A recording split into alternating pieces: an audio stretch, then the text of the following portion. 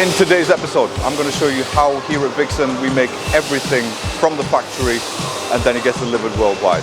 Born in Britain, serving the world. Okay, so the life of any of our machines, not just the Aquablast, the agi washers, everything is made from here, pressed from our 2mm to 3mm steel, and then it gets passed on to the lasers, which again is done in-house. Throughout history, British manufacturing has been at the top, always.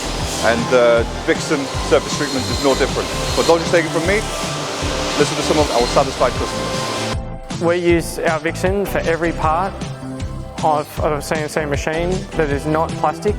The surface finish and the end result is impeccable, and the surface finish for us is a high quality, and we need to maintain this, and that is why using wire brushes and other tooling will not do the job. We've had our Vixen 1215 for about 5 years now.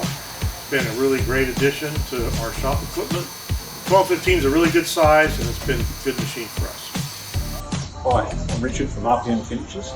We're at Aquablasting service in Perth, Western Australia. We've been going for about 18 months now, and when looking for a machine, I decided to get the Vixen 1215.